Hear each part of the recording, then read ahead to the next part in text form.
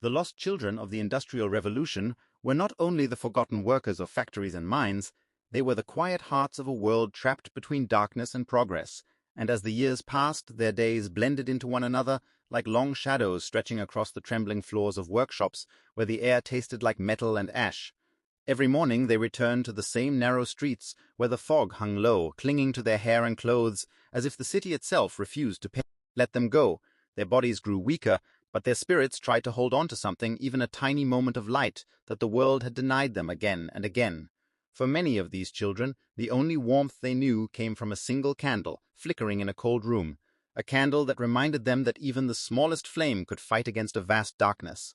Some children worked by the docks where the ships unloaded heavy cargo, and the creaking of wooden platforms mixed with the sounds of shouting men. These children lifted loads far too heavy for their little arms, their backs bending under the weight, their fingers turning numb from cold mornings. They learnt to stand still when the overseers walked past, and to move quickly when danger came near, because in this world danger did not warn it, arrived suddenly like a gust of cold wind, and sometimes it swept them away without mercy. Wood-slipped ropes, snapped crates, collapsed, and the children disappeared beneath them, their small bodies crushed beneath the weight of a world moving too fast to care their absence, noticed only when the day ended and someone realized one less pair of hands had returned home. Others crawled inside chimneys, scraping soot from the narrow walls, their lungs struggling to pull in air thick with dust, the darkness around them pressed so tightly that they could not tell which direction was up or down.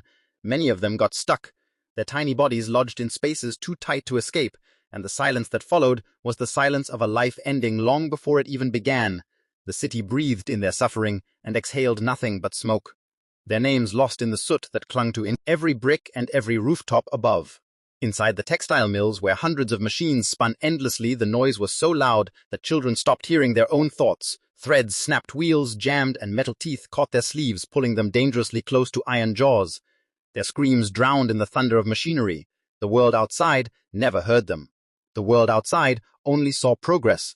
The world outside believed the future was bright, even as these young souls faded like small forgotten sparks in a storm of metal and smoke. The industrial age demanded sacrifice, and it took it most easily from those who could not defend themselves. But even in this unbearable life, moments of quiet tenderness appeared, moments so small yet so powerful that they became the last pieces of childhood left within them.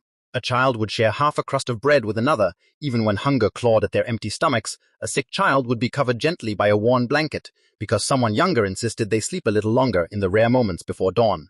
The children whispered stories to one another, stories about faraway fields filled with sunlight, about warm rivers, about the sound of birds, about the idea of happiness.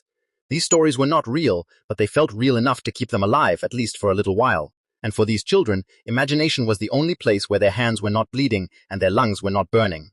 Imagination was the only home that welcomed them without asking for more. As the years moved forward, the world finally began to open its eyes. Reformers and activists visited factories, and their shocked expressions revealed how deeply the truth had been buried behind piles of wealth and machinery. They saw children with hollow cheeks and trembling hands. They saw faces stained with soot and fear. They saw exhaustion where childhood should have been, and their hearts broke. Something inside society cracked, a small but powerful crack that refused to be ignored. And once that crack appeared, a wave of change. Slowly followed voices rose, demanding safety, demanding laws, demanding that childhood should no longer be destroyed for the sake of profit. Entire nations began to question the price of progress.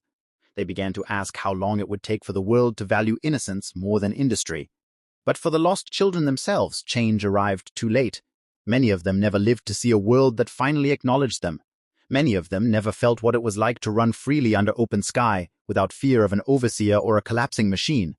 Their lives had already been claimed by the smoky breaths of the Industrial Revolution, their stories buried in the cracks of factory floors and in the silent corners of coal mines, where their final footsteps still linger like a faint echo.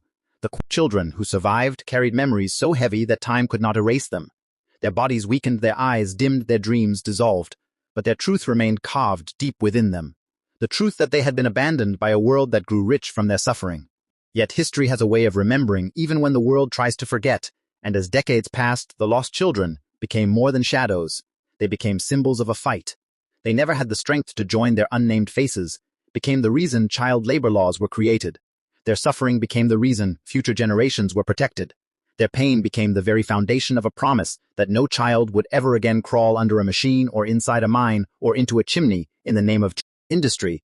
The silent victims of progress finally became the guardians of a better world, one built slowly by those who refused to let their sacrifices be forgotten. And now, when people walk through the abandoned factories of the past, they say the air feels different.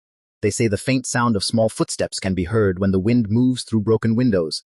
They say the children who once labored here still remain not as ghosts but as memories.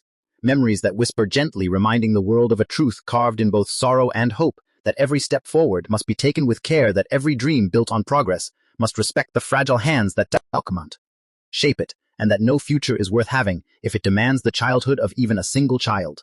In the end, the lost children of the Industrial Revolution live on not in the smoke that once consumed them, but in the laws that protect young lives, in the voices that defend those who cannot speak, and in the quiet promise carried from one generation to the next that their suffering reshaped the world, that their silence awakened a conscience, and that their names, though never written in books, were carved forever into the heart of history, where they will never be lost again.